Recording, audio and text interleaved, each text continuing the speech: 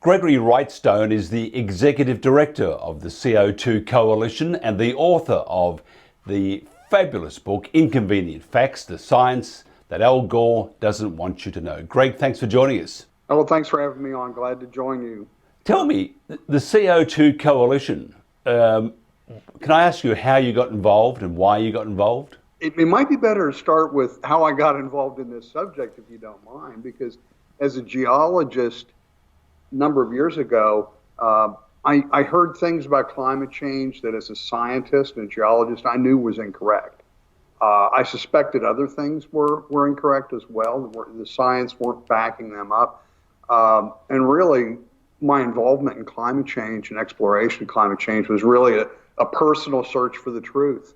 And that's what led me to writing Inconvenient Facts and go from there. Tell us about the CO2 Coalition, their mission and agenda for 2021. And you've got to cut through all the COVID air, and you've got to cut through the Trump air, which is still there, to get your message out. How do you do that? Well, it's difficult. In fact, we're actually able to get our message out, but we tend to preach to the choir. It's so difficult to communicate our message of a thriving and benefiting Earth to the other side that's in this cancel culture that we have right now.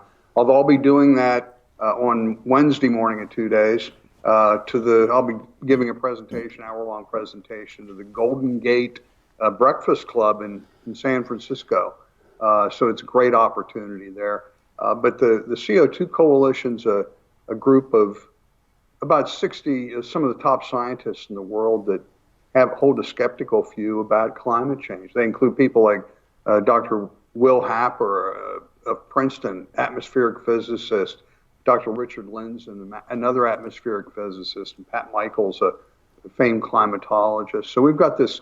I like to think of the CO2 Coalition as being the tip of the spear when it comes to promoting the facts and the science about climate change that doesn't toe the company line, that doesn't agree with the consensus opinion of man-made catastrophic warming. And we've been very effective. Again, I'm doing interviews. We're recruiting Patrick Moore, who was an co-founder of Greenpeace.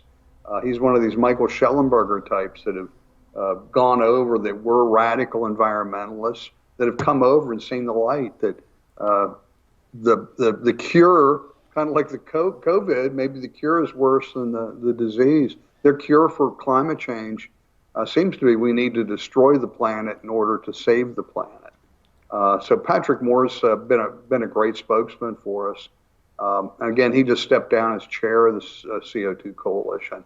So we got the strong population of just great scientists. Emergency is a favorite word at the moment with the Biden administration.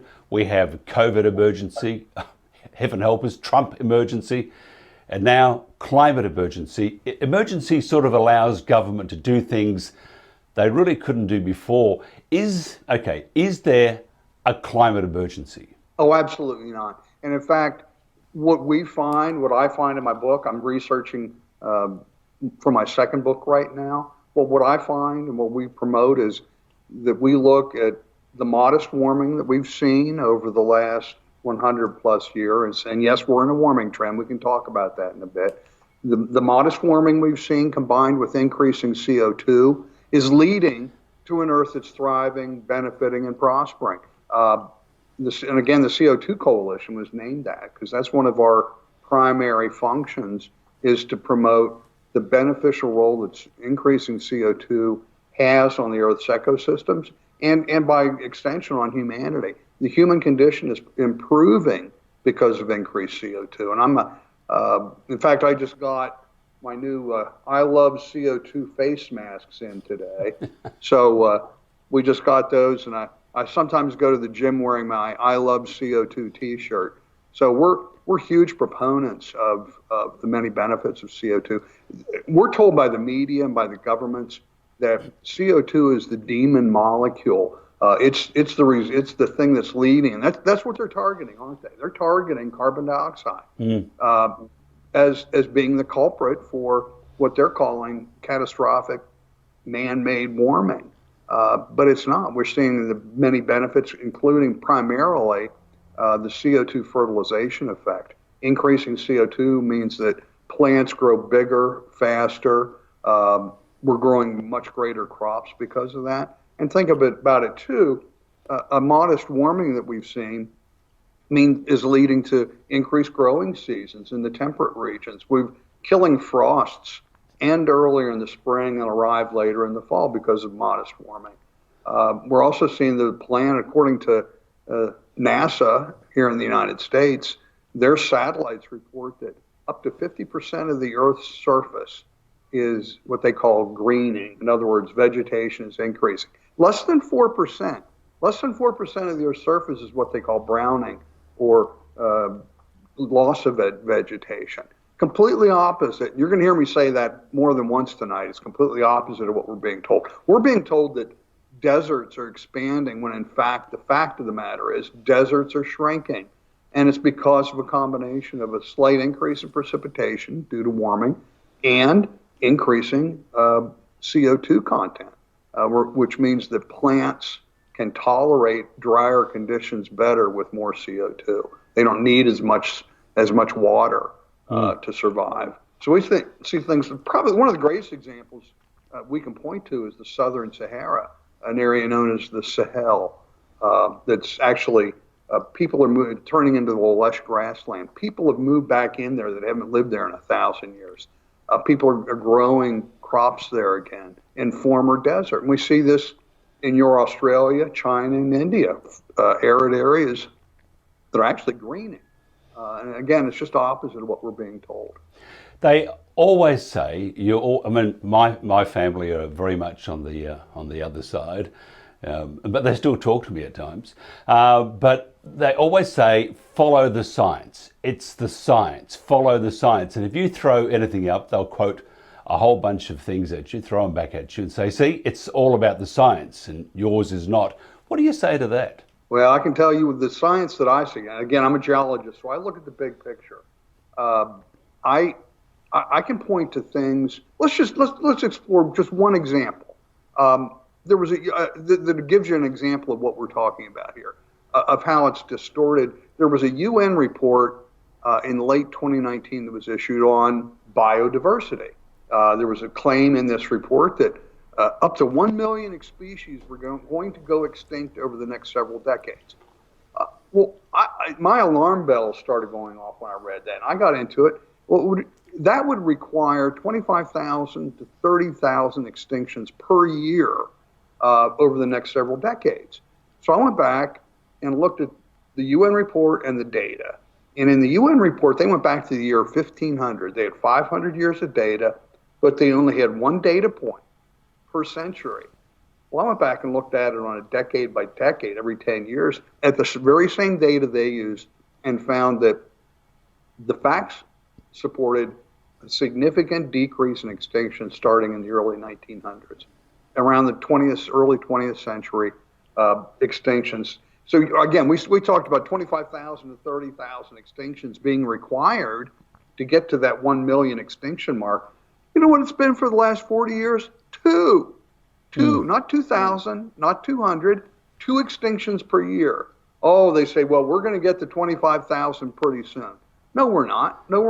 The big story should have been from that UN report, just opposite of what they claim. The big story from that UN report should have been, we are doing a really, really, really good job protecting our endangered species, and we should keep it up. And that's something everyone should celebrate. But instead, they turned the statistics upside down and tortured the statistics until they got the answer they wanted. And I see things like that time and time again. And this was in the U.S. congressional testimony. They used my research and my work in open congressional testimony with the UN scientists sitting there with egg on their face because they had been exposed. And I see it time and time again. We have some of the top scientists in the world.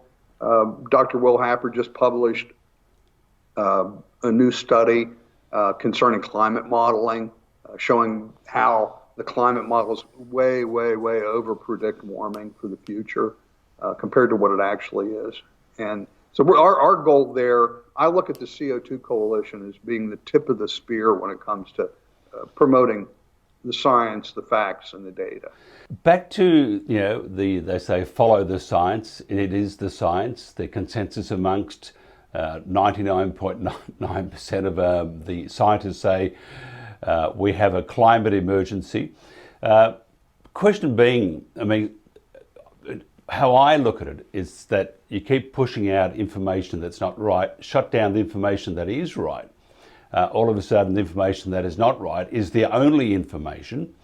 Go back to, because as the students at school get older and they get out into the workforce and have families, and they're still being taught the same thing, and all of a sudden the family unit believes in climate change and that it's destroying the planet. And before you know it, you have this consensus on misinformation from the very start.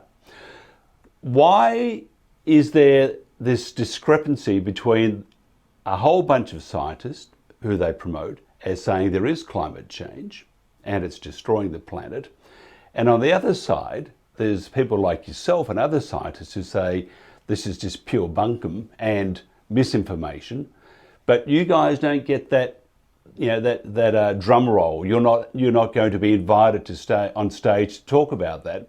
How do you get around that? Why is there this discrepancy between scientists? Well, that's the big challenge we have, is getting that message out there. As to the discrepancy, I think there are a number of scientists that would like to speak out. It takes a really, really brave person. You'll find that most of the skeptical scientists that are part of our coalition or that are speaking out are either tenured or retired, and there's a reason for that. Because if you're not tenured, you speak out and fight back against what I call the company line or the consensus opinion, you risk losing your job. You risk losing your funding. You're going to face scorn and derision from your colleagues. It takes a brave person to do that, and it turns out there aren't very many brave persons. And I just my second book that I'm working on right now. I'm looking at Dr. Michael Mann from Penn State. He developed what was called the hockey stick of saying that there's unusual and unprecedented warming on a scale of thousands of years. It's never been this warm before. But if you look at the data that he and his acolytes use, it's tortured. It's just horrible data. Another good example. He and his acolytes are basing this idea of unusual and unprecedented warming primarily on a tree found in the southwest of the United States. It's called a bristlecone pine. The people that studied that particular tree, in their studies, they warned, do not use this tree ring data for temperature reconstructions because it's based on precipitation. And that is why we're doing a lot of this. It's based on Michael Mann's work and claims of unusual and unprecedented warming, when the very basis can be called into question and proven beyond a doubt that the data that he used should not have been used to come to his conclusions. So we explore that data, explore another.